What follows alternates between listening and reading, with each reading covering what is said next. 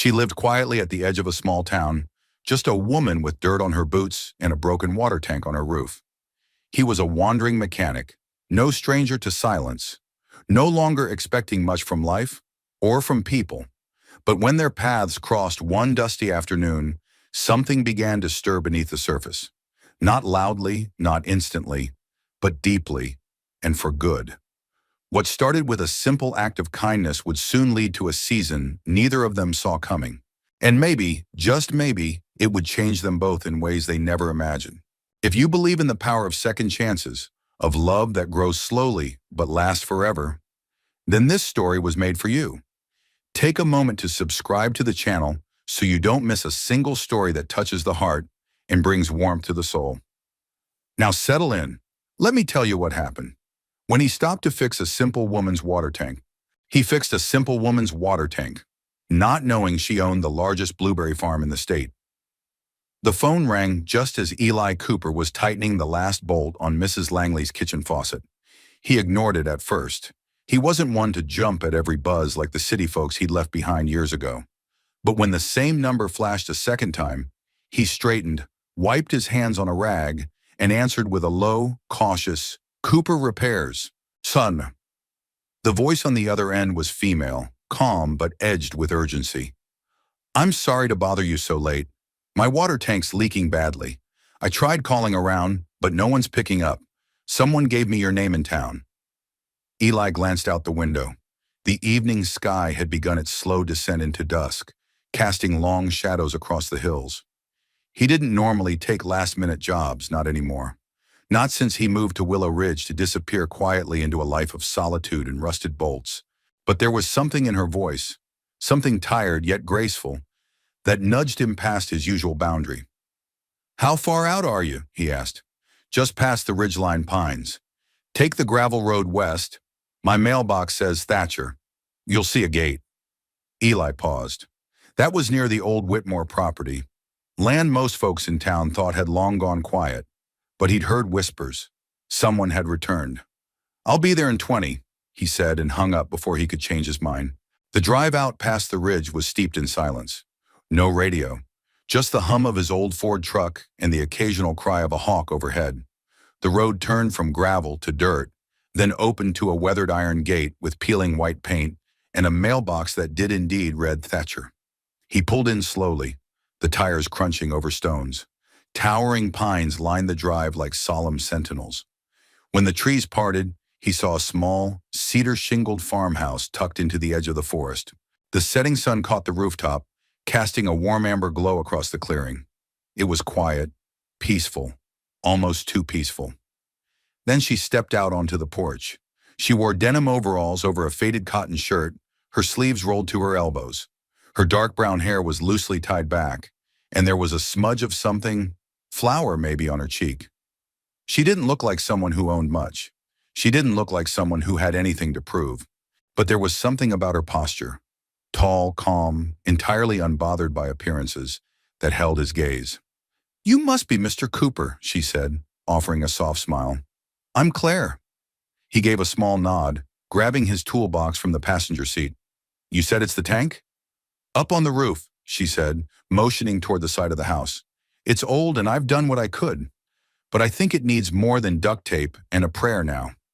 He followed her around back. The place was old but well kept, clearly loved, and just beyond the clearing, he noticed rows of bushes stretching toward the horizon. Blueberry bushes, mature, healthy, but he didn't comment. Not yet. The tank was indeed in bad shape, rusted at the seams and dripping in 3 places. "You've been climbing up here yourself?" he asked as he surveyed the damage. Claire shrugged. "Somebody's got to. It's just me out here." Something about the way she said it, without bitterness, without self-pity, made him look at her again. She was younger than he expected, maybe mid-30s, but there was an old soul steadiness in her gaze. She handed him a flashlight and stepped back as he climbed up to the tank. The next hour passed in a blur of wrenching, sealing, and more rust than Eli would have liked. Claire stayed nearby, offering quiet conversation but never hovering. She asked about his work, but not too much. She didn't pry. She simply existed beside him in that soft, companionable way that made even silence feel like comfort. As the last patch sealed and the leak slowed to a stop, Eli climbed down, wiping sweat from his brow. "It'll hold for now," he said, "but this whole system's outdated. You'll need a better pressure valve before the dry weeks hit." Claire nodded, her gaze flickering up to the tank like it was an old friend she couldn't quite let go of. "Thank you, really. I wasn't sure anyone would come." "You're lucky I was in town," he said, then realized how gruff it sounded. "I mean, it's good timing." She smiled, the kind that reached her eyes. "I'll take good timing over good weather any day." Eli loaded his tools into the truck. Normally, this would be the part where he tipped his cap and drove off, but something in him hesitated. Maybe it was the way the pines swayed gently behind the house, or the quiet strength in Claire's demeanor. Maybe it was just the loneliness he wasn't ready to admit. "I don't charge extra for emergencies," he said, "but I wouldn't say no to a glass of cold tea if you've got it." Claire tilted her head, amused. "Sun brewed, with a hint of mint. Come on in." Inside, the house smelled like rosemary and old wood. There were books on every surface, stacked, leaned, lived in. A black and white photo of a man and woman in their 50s sat on the mantel. Her parents, he guessed. A single teacup sat on the windowsill. They sat at a small wooden table by the window. She poured 2 glasses of tea from a mason jar and set a plate of blueberry muffins between them. "Baked this morning," she said. "The blueberries are local." He took a bite. They were warm and sweet and tasted like summer. "I don't usually stick around," he admitted. "Most folks just want the fix, not the company." Claire looked at him, eyes steady. "Well, I'm not most folks." Eli smiled for the first time in weeks, and though neither of them knew it yet, something had shifted, softly, subtly, like the first breeze before a long-awaited storm. The next morning brought a rare drizzle to Willow Ridge, light, almost playful, enough to make the rooftops hiss and the leaves shimmer. Eli stood in his workshop, the scent of cedar and motor oil thick in the air. His hands were busy restoring the carburetor from a tractor engine, but his mind wasn't on the task. It kept circling back to the quiet house by the pines, and the woman with blueberry muffins and calm eyes. He wasn't one to dwell. Fix it, finish it, move on. That was his rhythm now. But something about Claire Thatcher lingered. Maybe it was the way she moved through silence like it was a language all her own, or the way she never once asked him about his past, even when he sat at her table longer than he should have. The thought was broken by a soft knock on the workshop's side door. No one ever used that door. When he opened it, Claire stood there in a raincoat 2 sizes too big and boots that had clearly seen a dozen muddy harvests. In her hands was a cardboard box with handles of rope. "I hope I'm not interrupting," she said, brushing damp strands from her forehead. "I brought something for your trouble yesterday." Eli blinked. "I told you, no extra charge." Claire smiled. "This isn't payment, it's thanks." She set the box on his workbench. Inside were 6 jars of homemade preserves, blueberry, strawberry, and what looked like peach ginger. Beneath them was a paper-wrapped bundle of sweet cornbread and a small envelope sealed with wax. "I make small batches," she said. "Sell a few to the farmer's market. Give the rest to neighbors. If you're staying in town, I figured you count as one." Eli ran a thumb over the jar lids. No store-bought labels, just handwritten tags and twine bows. "You didn't have to go to the trouble. You climbed onto a rusted rooftop during mosquito hour and didn't even complain," Claire said. It felt like the right kind of trouble. There it was again, that softness in her voice, like a breeze through tall grass. It caught him off guard. He gestured toward the bench stool. "You want coffee? It's not sun-brewed, but it's hot." She sat, adjusting the sleeves of her coat. "Only if it's strong enough to scare the rain back into the sky." They talked as the storm pattered outside. Claire didn't say much about herself, only that she'd lived in that house for 5 years and preferred soil under her nails to traffic lights in her face. Eli found himself offering more than he expected. Nothing too deep, just memories from his early years as a city engineer, the way Boston winters bit into your bones, the smell of steel when it heated too fast. But it was enough. "Why Willow Ridge?" she asked finally. He hesitated. Then, "Too many ghosts in the city. Too much noise. I figured if I was going to keep waking up every day, it might as well be to birds and pine needles." Claire didn't look away. "Fair enough. There was a pause filled with the sound of rain dancing on the tin roof. Then Claire stood. I should get back. The south rows flood easy when the creek rises. Eli raised a brow. You farm out there? Claire gave a vague shrug. Small operation, just enough to keep me tired and sane. She turned to go but paused at the door. Oh, and that pressure valve we talked about? I ordered one. It should arrive by Friday. If you're not too busy, I'd like you to install it. Eli nodded more quickly than he meant to. I'll come by. The rest of the week stretched out slow and gray. Eli tried to focus on his other jobs, but every time he passed the old road to the Thatcher place, he found his gaze drifting toward the gate. What kind of small operation needed pressure valves and backup tanks and a dozen well-kept blueberry rows tucked behind the tree line? There was more to Claire than her boots and jam jars.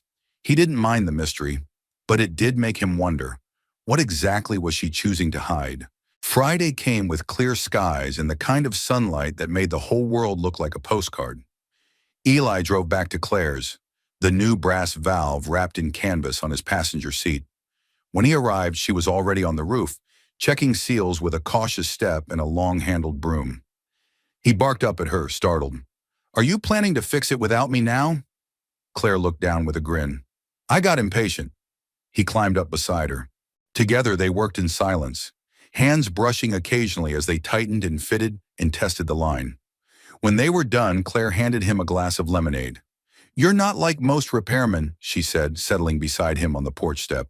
I'm not like most things, Eli replied, watching the way the wind stirred the trees at the edge of the clearing. Claire followed his gaze. Do you ever miss the noise? He shook his head. I miss people sometimes, but not the kind that only call when they need something. She nodded slowly, as if understanding too well. I'm not one for big groups anymore either, she said. People get curious, and curiosity has a price. Eli glanced at her, but she didn't elaborate. Just sipped her drink and watched the sun begin its descent. The shadows of the pines stretched long across the field, and for a moment, neither of them spoke. But something unspoken had settled between them. A fragile thread of trust, forming knot by knot. A week passed, then another.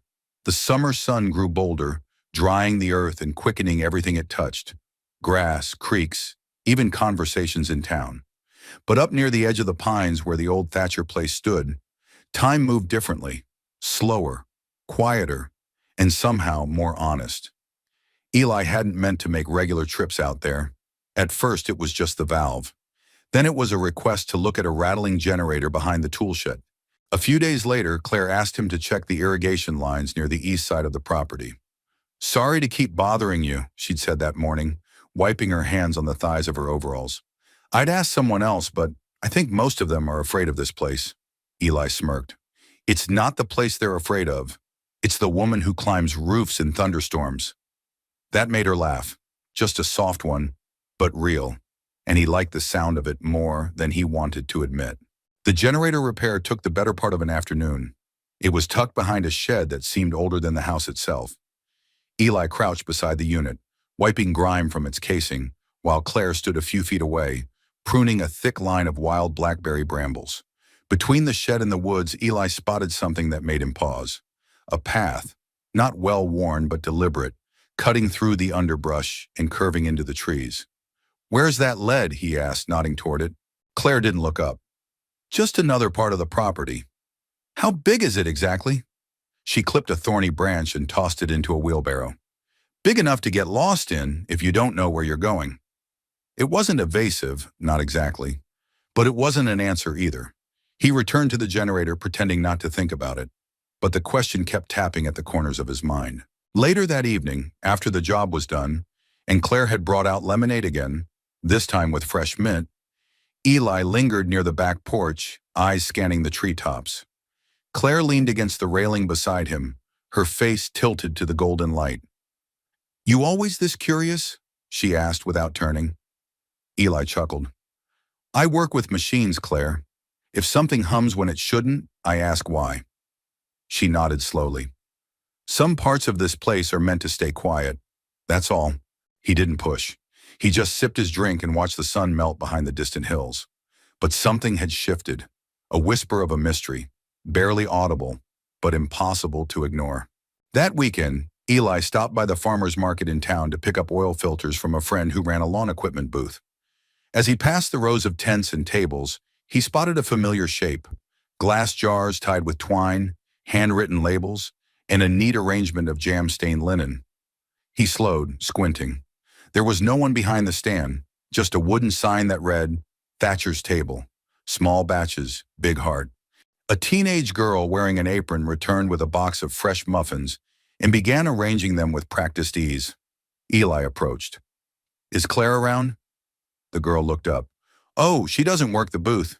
Just sends the goods." He picked up a jar of blueberry preserve, identical to the one Claire had given him. The label was neat, careful, professional in a humble sort of way. "Business doing well?" he asked casually. The girl grinned. "Are you kidding? She supplies half the restaurants up in Rockport now. She's a legend. Some folks say she used to run a fancy food company out west. Don't know if that's true, though." Eli raised an eyebrow but said nothing. He bought 2 jars and left with the same quiet expression he always wore. But his thoughts had started to churn. Claire Thatcher wasn't just a woman living off the land. The following Monday, Claire called again. This time it was her irrigation pump. "It's making a strange noise," she said, "like something stuck inside." When Eli arrived, she was in the field, sleeves rolled and face streaked with dust. She waved him over, then went right back to work, checking soil levels with a quiet focus that reminded him of engineers on a deadline. The pump was wedged between 2 long rows of mature blueberry bushes, their green leaves shimmering under the sun. There were at least a dozen rows, and they stretched far beyond what he had previously seen. Too far for just enough to keep me tired and sane. "Claire," he said finally, setting down his wrench, "this isn't a backyard garden." She straightened, her hair pulled back with a red bandana.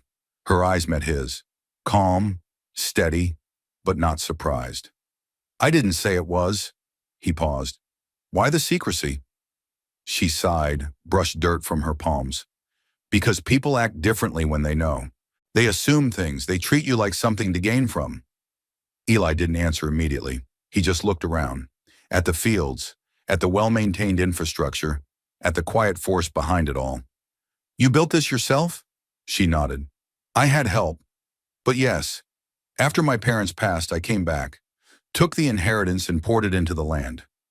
Not because I wanted to be known, just because I wanted to see something grow again." The vulnerability in her words caught him off guard. It was the first time he'd heard her say anything about her family, anything real.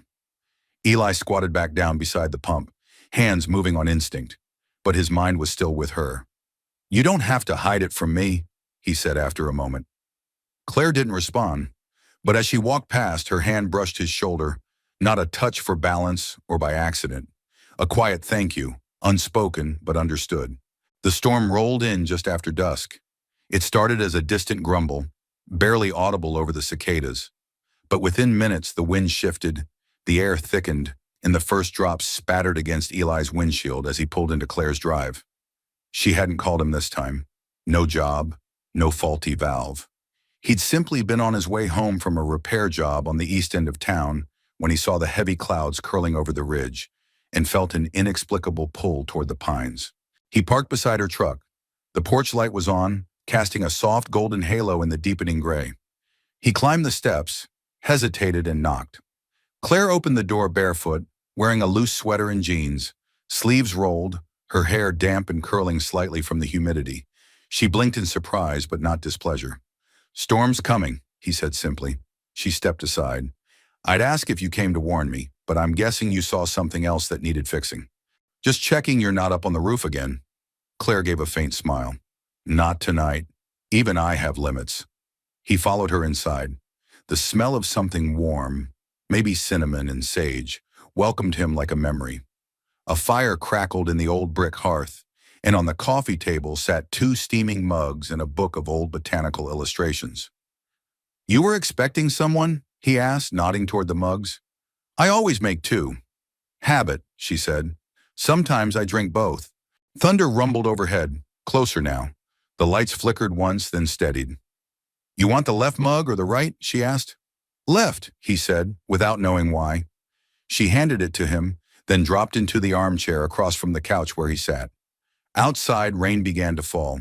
Gentle at first, then steady, like a drum beat on the porch roof. They sipped in silence for a moment, watching shadows flicker along the walls. "This used to be my grandparents' house," Claire said finally. "They built it after the war. Every board, every nail. My father was born in the back room." Eli looked around. It felt lived in, but not worn. The kind of place where nothing matched but everything belonged. "They pass it on to you?" "My parents inherited it. When they died, it came to me. I couldn't stay here at first. Too many echoes. So I left. Spent a few years out west. Thought I'd start fresh." "And?" Claire tilted her head, eyes soft. "Turns out, the further you run from something rooted in love, the more hollow the new ground feels." Eli understood that too well. "My wife died 6 years ago," he said, the words quiet and sudden. "Car accident, a month after our 10th anniversary." Claire didn't speak. She just set her mug down gently. "I kept working for a while," he continued. "Engineering firm. Good people. But everything started feeling artificial. Meetings about budgets and timesheets while I was still figuring out how to microwave dinner without crying. So I sold the condo, bought a truck, and drove until I ran out of reasons not to. And you landed here," she said. "Figured if I was going to feel like a ghost, I might as well haunt a peaceful place." They both chuckled softly, though neither laugh lasted long. The rain intensified, tapping steadily at the windows. Claire stood and crossed the room to a side cabinet. She returned with a wool blanket, draped it over the back of the couch beside Eli, and sat down. Not opposite him this time, but near. Not too near. Just near enough. "I don't talk about them much," she said after a moment. "My parents. They were good people. Salt of the earth types. They taught me that hard work was its own kind of prayer. That kindness didn't need witnesses." "That's rare," he said. "They died just before harvest season. Plane crash. Coming back from visiting investors in Vermont. They didn't even like flying." Her voice thinned, but didn't tremble. "I was 29, engaged at the time. Thought I had everything figured out." Eli watched her, not interrupting. "When the estate transferred to me," she continued, "people started showing up. Lawyers, developers, old friends. Even my fiancé started seeing dollar signs instead of dinner plans. I broke it off the week before the wedding, packed everything, came back here, and started digging irrigation lines with my own 2 hands." Eli nodded slowly. "You rebuilt it alone." "I had a few good folks early on, but mostly, yes." She didn't say it like a badge of honor, just a fact, but the weight behind it was real. Eli took a breath. "Claire, why keep it all hidden?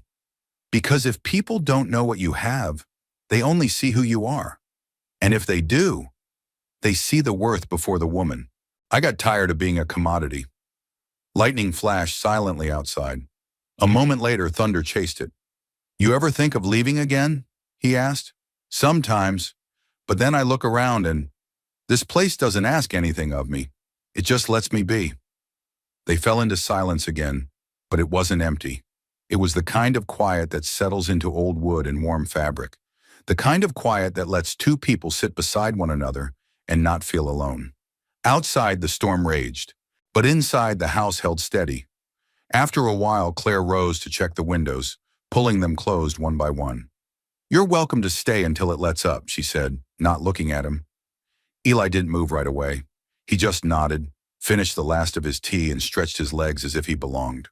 For the first time in a long time, he wasn't thinking about what was broken. He was thinking about what might be beginning. The Willow Ridge Summer Fair arrived with the kind of soft fanfare that small towns did best.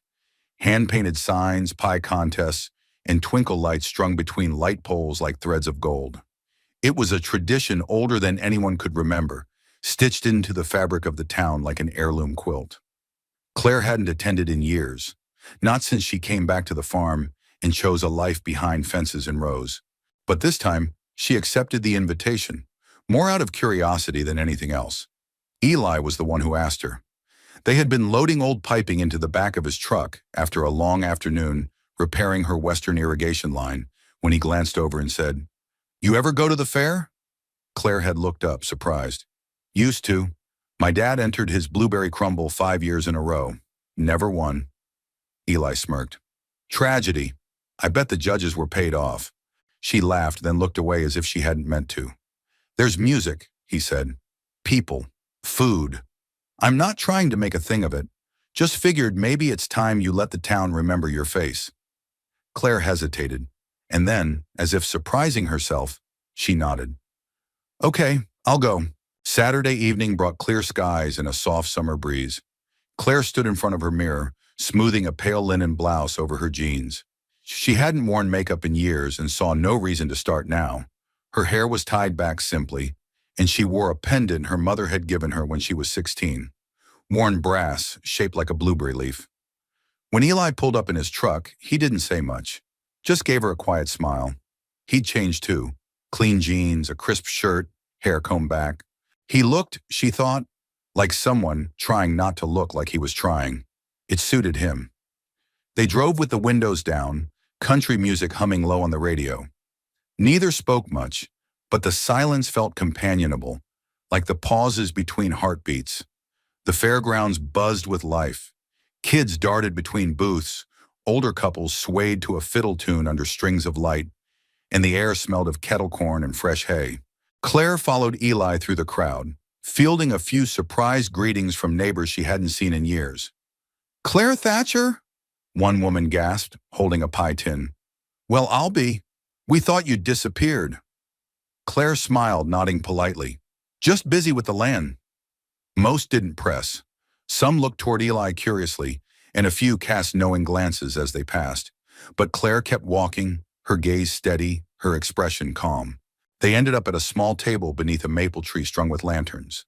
Eli set down 2 lemonades and a paper tray of fried green tomatoes. Still think this was a bad idea? He asked. Claire shook her head. No, just strange. Like stepping into a dream you forgot you had. He didn't press further. Instead, he passed her a tomato, and they ate in silence, watching the crowd swirl around them. After a while, a local band began to play an old country tune, slow and sweet, with a melody that wrapped around your chest. Couples took to the makeshift dance floor. Claire watched them, the sway, the rhythm, the quiet intimacy of it. She hadn't danced since. She felt a hand reach across the table. Eli didn't say anything. He just offered his hand. Claire looked at it, then at him. His face was open, patient, waiting, not demanding, not assuming. She set down her drink. I haven't danced in years, she said. Neither have I, he replied. But I figure we can't be worse than the couple doing the foxtrot to a waltz. She smiled, stood, and placed her hand in his. The first few steps were hesitant. Her hand rested lightly on his shoulder, his settled gently at her waist. They moved slowly, letting the music carry them. It wasn't polished, it wasn't perfect, but it was easy. As the song went on, Claire began to relax. Her body remembered this way of moving with someone, not just beside them, but with them. She caught his eyes once, and there was something in them, quiet admiration, not for her face or figure, but for something deeper. Her resilience, maybe, her presence. The song ended, but they didn't move. Another began, softer, gentler. They stayed where they were, swaying beneath the lights. And for a moment, the years between her past and this present folded like pages of a book. Later, they sat again beneath the maple tree, the crowd beginning to thin. Claire leaned back, looking up at the stars emerging above the fairground haze. I don't usually let people pull me out of hiding, she said. Eli leaned beside her. I don't usually ask. They exchanged a glance, simple, sincere. Then Claire turned to him and said something she hadn't said to anyone in a long time. Thank you. He didn't ask why. He just nodded, finished the last of his lemonade and said, You're welcome. As they walked back to the truck, the distant sound of the band trailed behind them. Claire glanced back once, not to check for attention, but to remember, to hold it. Not the fare, not the music, the feeling. And she realized as the truck rumbled to life and Eli drove them into the night, that something had begun to bloom inside her. Not loudly, not suddenly, but undeniably. Eli hadn't intended to pass by Claire's place that night. He was returning late from a generator job up near Baxter's Hill, and the winding route home took him close enough that her gate came into view through his windshield. It was past 11. The roads were empty. The moon hung low, filtered through the haze of late summer heat, but something felt off. There were headlights cutting through the tree line, brighter than any porch lamp. He slowed instinctively, easing his truck to the side of the gravel road, engine low. A white box truck sat halfway down Claire's drive, idling near the edge of the clearing. No logos, no company name, just plain, clean panels and two men in reflective vests unloading metal crates. Eli's pulse ticked up. It wasn't the hour that bothered him, it was the familiarity. He'd worked years in logistics. He knew the way commercial cold storage trucks looked, the kind used to transport fresh produce to high-end retailers or processing hubs. He also knew they didn't show up in the dead of night without purpose. He shut off his engine, got out, and walked toward the tree line bordering Claire's property. The pines were thick here, and the undergrowth muffled his steps. He moved quietly, not sure why, but certain he didn't want to be seen. Not yet. From the shadows he watched as the workers, 4 now, wheeled out sealed bins and loading pallets. They moved with practiced efficiency, guided by the faint glow of handheld flashlights and murmured instructions. A few yards beyond the truck, Claire appeared. She wore a jacket over her flannel nightshirt and carried a clipboard. Her face was focused, all business. No sign of surprise, no discomfort. Eli's breath caught. She wasn't being targeted. She was directing them. One of the men handed her a tablet. She signed with a swift stroke and nodded toward a narrow gravel path winding deeper into the property. The truck followed slowly, disappearing into the woods. Eli stood frozen. He didn't know what exactly he had just witnessed, but it wasn't the routine of a small-time homesteader moving jam jars and muffins to the Saturday market. This was organized, large-scale, quietly controlled, and hidden. He walked back to his truck, climbed in, and sat with both hands on the wheel for a long moment. His stomach churned, not with anger, not yet, just a low burn of disquiet. She had lied to him, or no, she had omitted, carefully, repeatedly. And while he couldn't yet say why it mattered so much, it did. The next morning, Claire called. "Hey," she said casually, like nothing had happened. "The main cooler's acting up. Compressor's making a strange buzz. You around?" Eli stared at the phone. He could lie, say he was busy, say he was out of town. But that wasn't who he was. He arrived just after 9. Claire greeted him with her usual calm smile and a cup of coffee, as though she hadn't orchestrated a clandestine operation mere hours ago. "The unit's around back," she said. "I shut it off overnight. Figured you'd want to hear the noise fresh." Eli followed her through the orchard path in silence. His boots crunched over gravel. The sun filtered through the trees, warm and golden, but his chest felt hollow. "You've got a lot going on back here," he said evenly. Claire glanced over her shoulder. "I keep busy." "You move product at midnight often?" She stopped, slowly turned. "I saw the truck," he said. "Last night. Saw you." Claire didn't flinch, but her shoulders drew tighter, her jaw stiffened. She let out a quiet breath. "I didn't mean for you to find out like that." "Why not?" Eli asked. "Why not just tell me?" "Because once people know," she said quietly, "they stop seeing me. They see numbers. They see opportunity. Or they see threat." He shook his head.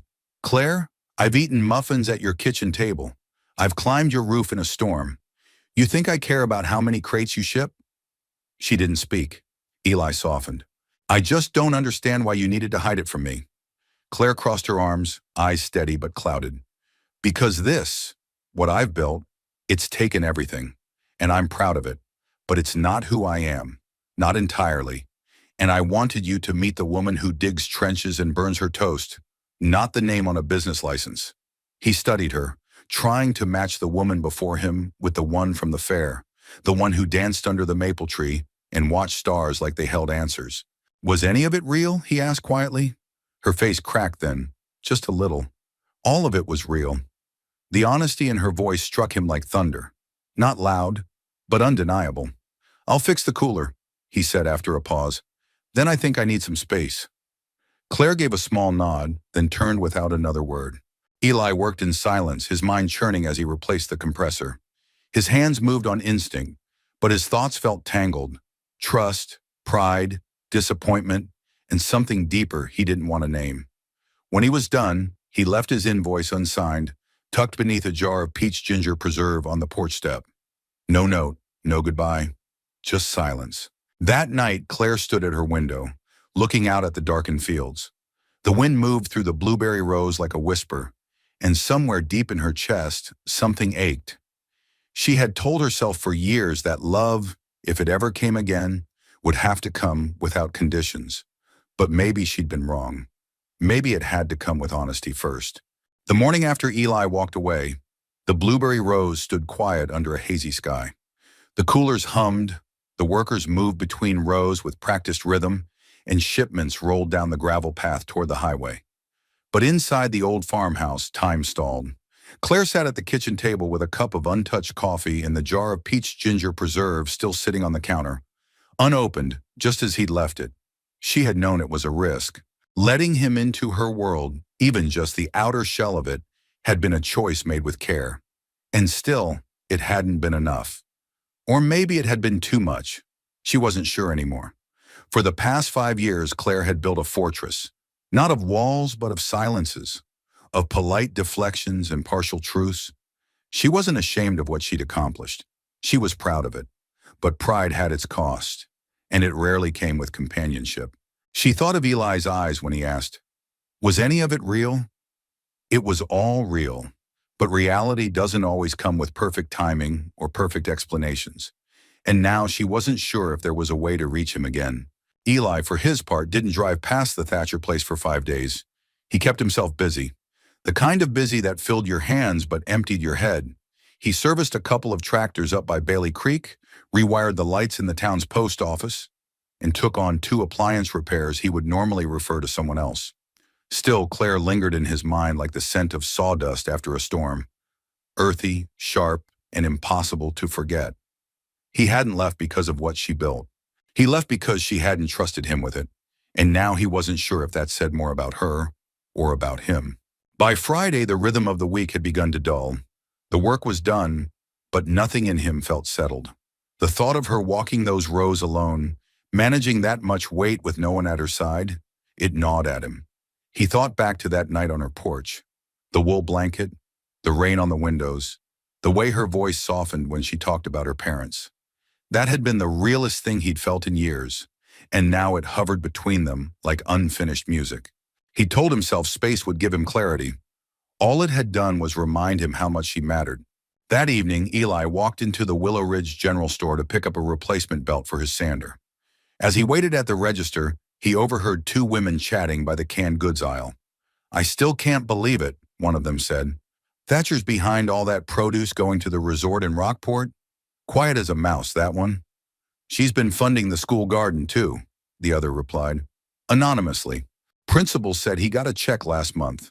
No name, just a note that said, "For the kids who get their hands dirty." Eli turned slowly. They weren't gossiping. They were in awe.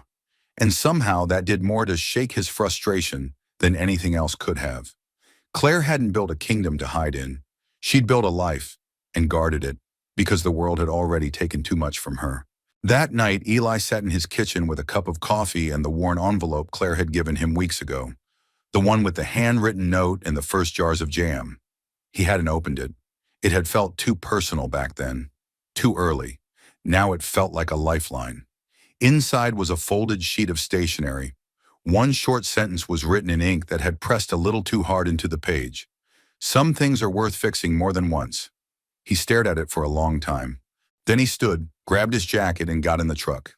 Claire was on the porch when he arrived, not waiting, just sitting, barefoot, with a book open in her lap and a lantern glowing beside her. She looked up when she heard the engine, and for a moment, she didn't move. Eli stepped out of the truck and stood at the bottom of the steps, hands in his pockets. "I came to return something," he said. She raised an eyebrow. "You didn't borrow anything." He pulled the note from his jacket pocket and held it out. Claire rose, walked down the steps, and took it. "You read it?" she asked. "Finally." A pause, long, not uncomfortable, just full of all the words neither had said. "I'm sorry," she said at last. "I should have told you the truth sooner." He shook his head. "You didn't owe me anything, Claire, but I was starting to think. Maybe we were building something, and it's hard to build anything on top of secrets." I wasn't hiding because I was ashamed, she said softly. I was hiding because I was tired of being measured by what I own. I wanted you to see me first. I did, Eli said. That's why I stayed, and why I left. Claire looked down at the note in her hand. I don't expect you to just pick up where we left off, she said, but if there's a chance, I'd like to start from somewhere honest. Eli nodded slowly. I don't need to know all your numbers. I just need to know where I stand. She met his eyes. Beside me, if you want to. He took the last step forward. And then, without a grand gesture or a perfect line, he reached for her hand. This time, she didn't pull away. The work didn't stop. Blueberries didn't care if a heart was healing or breaking. They ripened under the sun all the same, needed pruning all the same, and shipped whether Claire had slept or not. The workers moved as they always had, efficient, polite, and a little unsure of how close to stand. Most of them had grown used to Eli's quiet comings and goings. He had become, if not part of the crew, then a dependable rhythm in the background, a fixture, and now he was gone again. Claire didn't tell them why. She didn't tell herself either. Some truths didn't need retelling. They just needed living through. It had been nearly a week since they stood on the porch, fingers brushing in the dark. He hadn't said he was back. He hadn't said much at all. But he came. Not all at once. Not through the front gate. At first it was just his truck, parked down the lane by the western fence. Then a morning where the pump shed door, once stuck, had been oiled and realigned.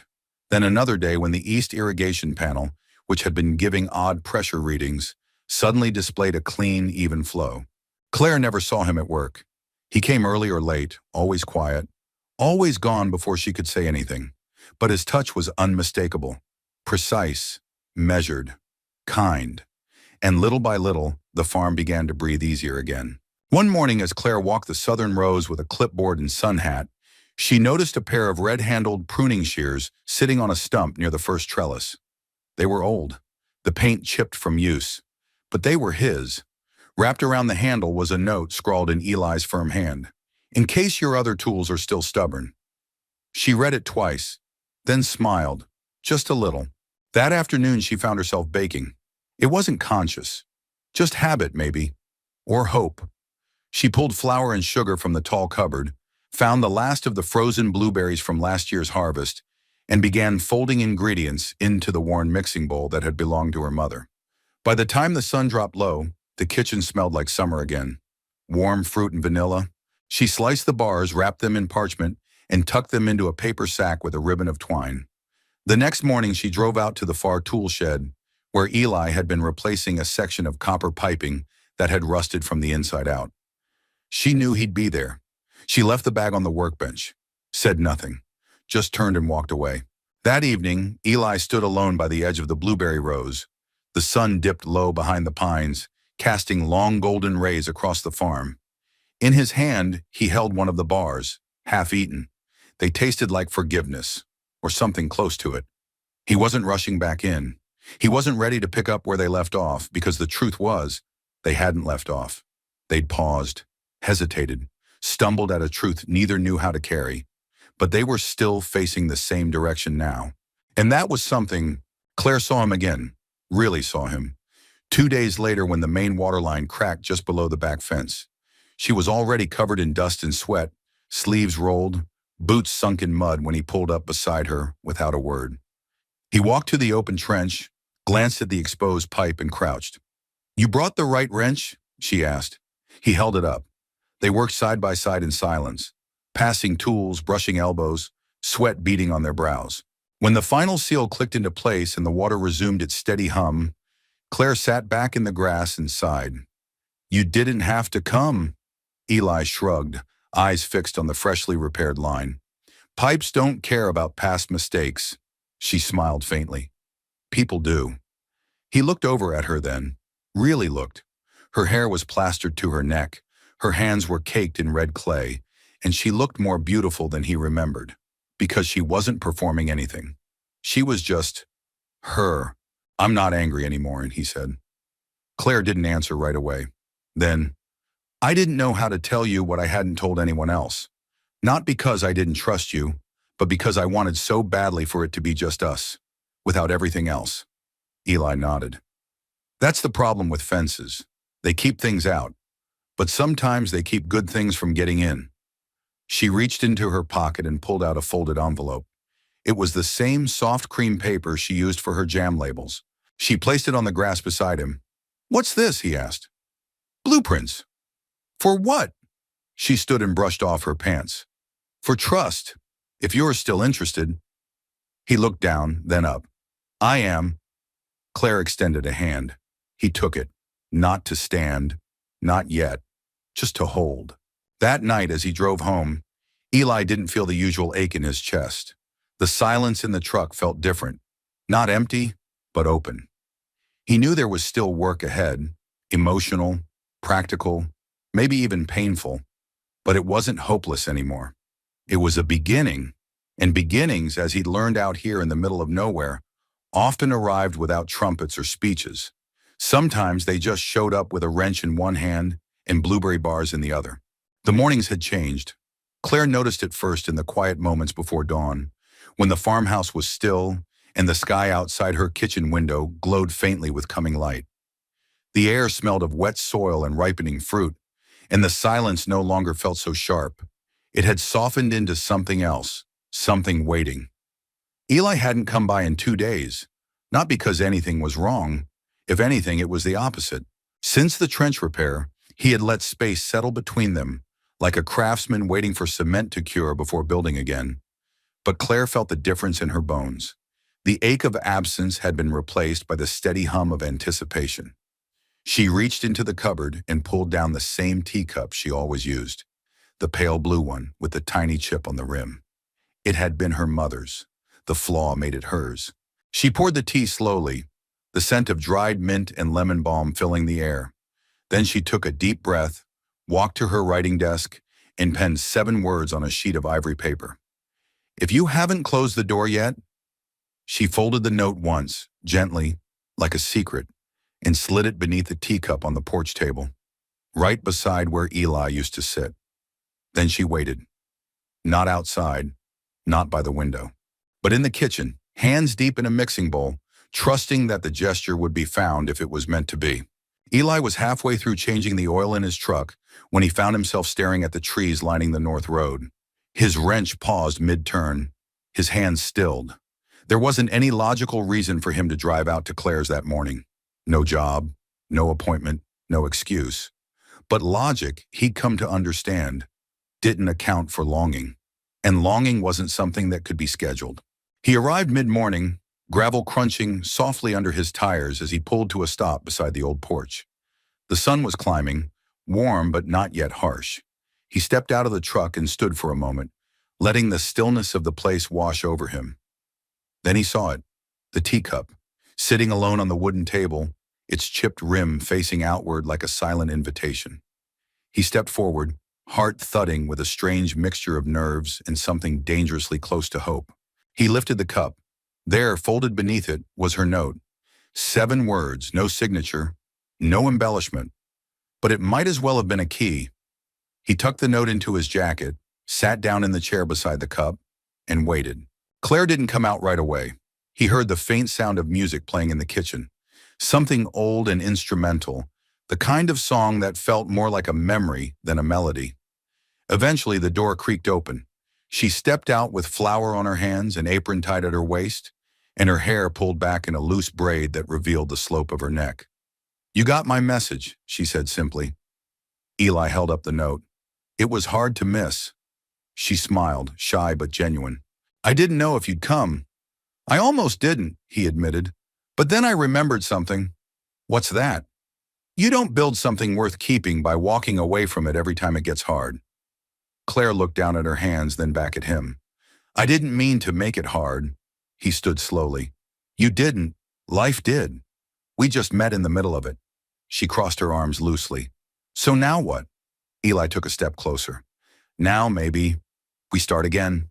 No fences, no secrets, just tea and jam and time." Claire studied him. "I don't need grand declarations." "Good," he said. "I left all those in Boston." That made her laugh, soft and low. He reached into his pocket and pulled out the old receipt from the first job he ever did for her. The one with a coffee stain on the corner and a penciled note that read, "No charge, just tea next time." He handed it to her.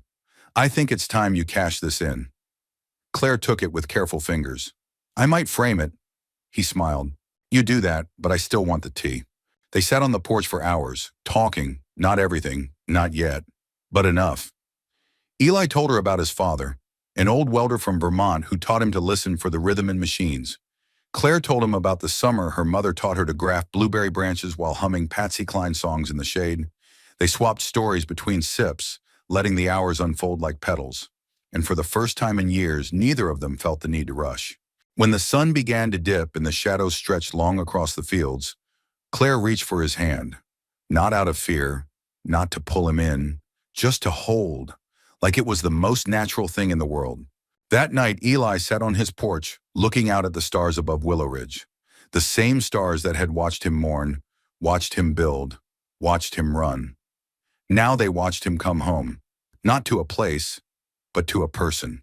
It started with the bakery sign. On a bright Monday morning, 2 days after Claire and Eli sat on her porch and folded their lives a little closer together, the Willow Ridge Bakery posted a photo on their community board. 3 rows of golden scones, each one bursting with fresh blueberries. The caption read, "New supplier, biggest, freshest, juiciest blueberries we've ever had, thanks to Thatcher Estates." The name struck people like a dropped fork in a quiet diner. Thatcher? As in Claire Thatcher? By lunchtime, word had spread from the bakery to the barber shop, to the gas station, to the coffee counter in the general store. By mid-afternoon, Claire's name, quiet, steady Claire, was being spoken more than it had in the past 5 years combined.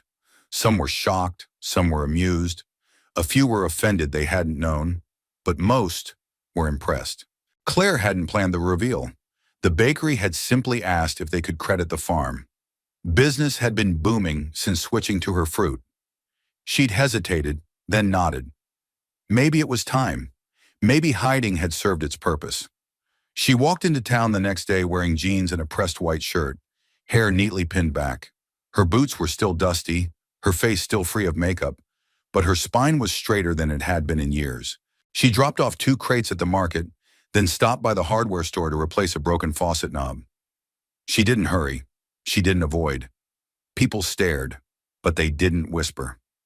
Eli was already at the edge of Main Street, waiting by his truck. He'd offered to come with her. She'd said no, but he'd come anyway, just in case. When she saw him, leaning against the driver's side with one boot crossed over the other, a thermos in hand, she smiled. "You didn't have to hover," she said as she approached. He handed her the thermos. "It's not hovering. It's standing nearby in case you get tired of answering questions." She took a sip. It was black coffee with just the right amount of honey. How she liked it.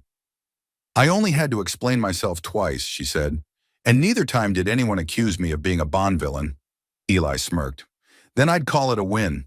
That afternoon, they sat together outside the market, under the awning where old men usually played checkers. No one asked them to move. In fact, a few people nodded, waved, even stopped to say hello. Sheriff Marsh strolled by with a paper bag of peaches and tipped his hat. "You've been hiding that farm of yours like a magician's card trick, Miss Thatcher." Claire nodded politely. "Sometimes the best tricks take time." "Well," he said, adjusting his belt, "if you've got any of those blueberries left, my wife's making pie for the church auction. You'd be doing the Lord's work." She laughed. "Drop by tomorrow. I'll set some aside."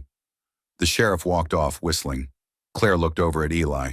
"This wasn't as awful as I expected." "You gave them the version of you they were never ready to imagine," he said, "but you didn't change who you were. That's the difference." She glanced down at her hands. "It still feels strange, like stepping out of a long shadow and realizing the sun's been waiting the whole time." Eli reached for her hand beneath the table. His grip was warm, reassuring. "Then take your time getting used to the light." Over the next few days, things shifted. Subtly, but unmistakably. People came to the farm. Neighbors, not strangers. They brought pie dishes to return, and borrowed ladders, and questions about composting and drip irrigation. And Claire welcomed them. She didn't give tours. She didn't host events. She didn't suddenly turn her private acres into a brand. But she stopped pretending she wasn't at the center of something remarkable. And in doing so, she made it feel reachable. Eli became a more permanent fixture, sometimes in her field, sometimes in her kitchen. He never pressed, never demanded. He fixed what needed fixing and stayed quiet through the moments that asked for quiet. At night, they sat on the porch and watched the sky change. One evening, as fireflies blinked in the tall grass, Claire turned to him. "I used to think being alone was safer." He waited. "But lately, it feels like being seen might be a kind of safety too." Eli didn't answer with words.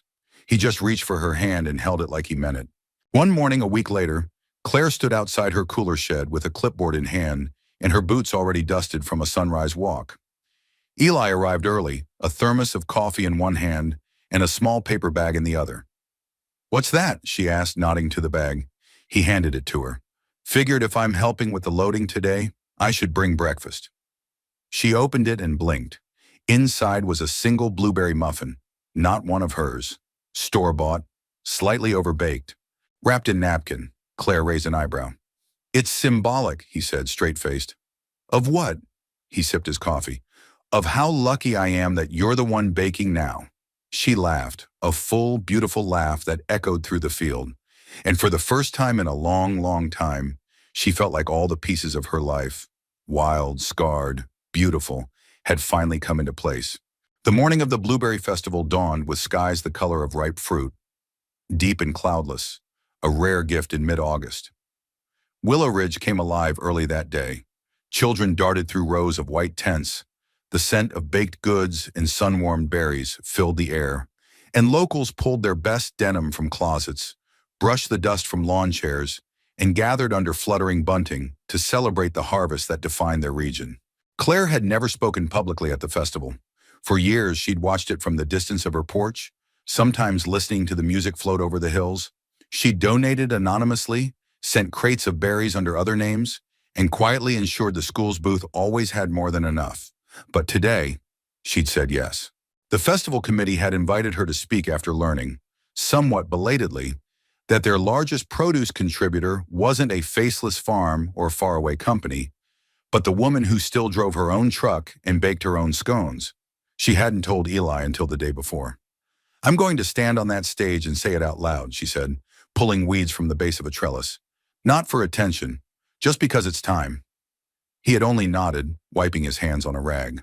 "You won't be standing alone." The town square pulsed with music and laughter by the time Claire arrived. She wore a cotton dress the color of faded chamomile and a wide-brimmed hat she hadn't worn in years. Her boots were still on her feet. She wasn't giving those up for anything. Eli walked beside her in a clean shirt and jeans, hair trimmed, expression calm. He carried a small, rusted object in his hands, hidden in a brown bag. Claire glanced at it. "What's that?" "A visual aid," he said. "You'll see." They stood near the stage as the mayor gave his usual opening remarks, thanking the volunteers, the sponsors, the pie judges. Then, with a slightly sheepish smile, he motioned to Claire. "I think many of us have known the name Thatcher for a long time," he said.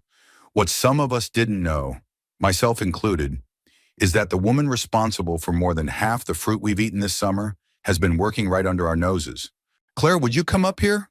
Applause broke out, tentative at first, then steady. Claire stepped up slowly. She didn't rush, didn't hide.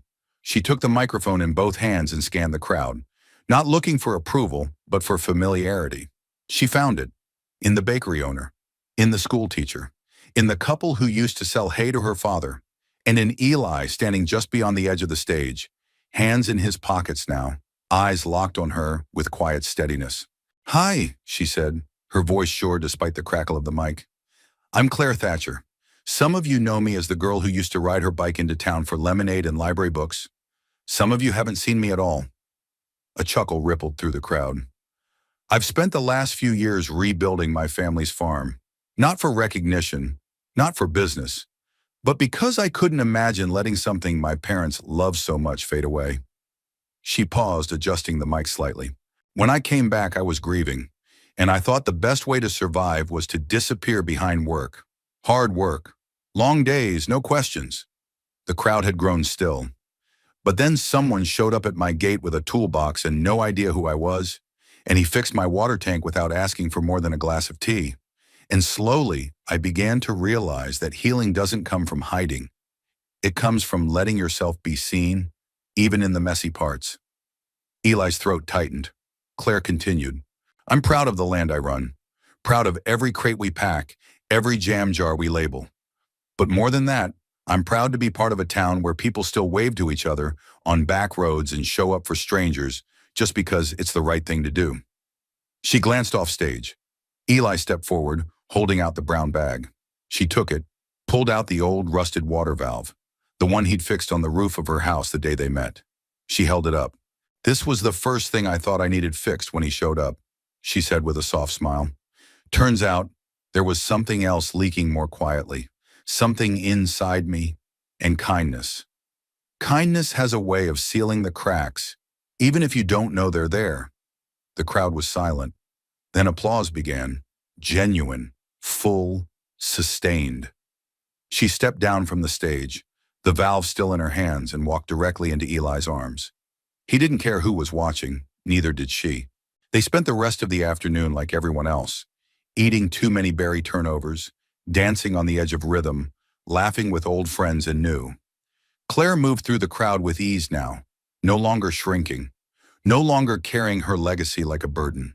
It had become a gift, and Eli, always one step behind or beside, didn't try to lead. He just stayed. At sundown, they sat on a bench beneath the giant sycamore tree near the bandstand. The air was cooler now, the lights flickering on above them. Claire leaned her head on his shoulder. Did I say too much? She asked. Not a word too many. They sat like that for a long time, the rusted valve resting between them on the bench. A reminder of beginnings, of quiet acts that change everything. Autumn came slowly to Willow Ridge. The leaves didn't burst into flame overnight. They turned in whispers, first gold at the edges, then orange, then the deep rust of ripened memory. The days grew cooler, the mornings misted and still, and the scent of wood smoke began to wind its way through the hills. Claire loved this time of year. It was the breathing space between seasons, the pause before winter when everything softened and settled. The fields had been harvested, the berries stored or sold. Her crew had dwindled to a few year-round hands, and the pace of the farm had relaxed into something almost meditative. And for the first time in years, she wasn't moving through it alone. Eli had become part of the landscape, not like a fixture or a shadow, but like a porch light that quietly came on before the sunset. He helped her install new lines before the first frost, replaced worn seals, and redesigned the aging greenhouse frame without being asked. They didn't label what they were. They didn't have to. Most evenings, they shared dinner on the porch, wrapped in old quilts, feet propped on the railing. Sometimes they talked about repairs or recipes or whether the old fig tree could be saved. Other times, they just sat, letting the silence between them speak its own kind of comfort. One such evening, as the first leaves fell onto the porch steps, Claire handed him a warm mug of tea. It was the same chipped teacup she'd once used to leave him a note. He took it without a word, smiled, and looked out over the dusky hills. You ever think, he said softly, how something as small as a broken tank brought us here? Claire glanced at him. It wasn't the tank. He raised an eyebrow. She sipped her own tea, the steam curling around her smile. It was the man who showed up to fix it without asking who I was. Eli didn't respond right away. He just nodded once, then reached into the pocket of his jacket. From it, he pulled a small box. Nothing fancy, not velvet, just wood, carved smooth with care. Claire's breath caught slightly, though she said nothing. He opened it slowly and revealed a ring. Not flashy, not large. A simple band of silver with a tiny stone the color of fresh blueberries. I don't need a ceremony, he said, voice low, or a big crowd. I just need you, and a roof that doesn't leak. Claire laughed, but her eyes were wet. He held the ring a little higher. I want to stay, build something permanent, grow something that isn't just fruit or fences. She looked at him, her heart full in a way she hadn't expected or even dared hope for. And then she nodded. Yes, she whispered. Absolutely, yes. They married under the fig tree. It wasn't blooming, not in October, but the leaves had turned a deep amber, and the branches arched like a cathedral. Only a dozen guests attended, The bakery owner, the school principal, the two oldest farmhands, and Sheriff Marsh, who performed the ceremony with a solemnity that made Claire grin through her tears. Eli wore his best flannel and a boutonniere made of rosemary and wild blueberries. Claire wore boots beneath her dress and carried a bouquet wrapped in her mother's apron string. Afterward, they served pie instead of cake and danced barefoot in the grass to a fiddle and guitar duo that played off-key in the best way. When the sun dipped low, they lit lanterns and watched them rise into the darkening sky, small golden orbs drifting like fireflies into the future. Weeks passed. The chill deepened. Life continued, not with fanfare, but with joy in the little things. One morning, Claire walked into the workshop Eli had converted from an old storage shed. On the wall beside his blueprints and wrenches, she noticed something new. A photo, framed and simple. It was a picture of the farmhouse from that first day, the old tank just visible on the roof. Her standing in the doorway, with one hand raised to block the sun. She touched the frame lightly. "You kept it," she said. Eli looked up from the bench, wiping oil from his hands. "Reminds me where it all started," she smiled. "You know, I never replaced that tank." He walked over, placed a kiss on her forehead. "You didn't have to." Later that day, Claire stood at the edge of the blueberry rows, now bare and leafless, the soil resting. She thought of her parents, of all the seasons they had watched from this very spot. She thought of the weight she'd once carried alone, the silence she once wore like armor, and she thought of the man who had come not to rescue her, but to see her, to meet her in the middle of her hard-earned world and stay, not because of what she owned, but because of who she was beneath the quiet. Behind her, she heard footsteps. Then a familiar hand found hers. Together they stood there, letting the wind move through the empty branches, letting the land exhale. And when Claire looked ahead, she saw not just the resting fields. She saw every season yet to come. We hope this story touched your heart as much as it touched ours. Now we'd love to hear from you. Where are you watching from? Let us know in the comments below. It's always a joy to see how far these stories reach around the world. And if you haven't already, don't forget to subscribe to the channel. We share new, uplifting stories every week. Stories about love, kindness, and the quiet moments that change everything. Thank you so much for watching, and until next time, take care and keep believing in the power of simple goodness.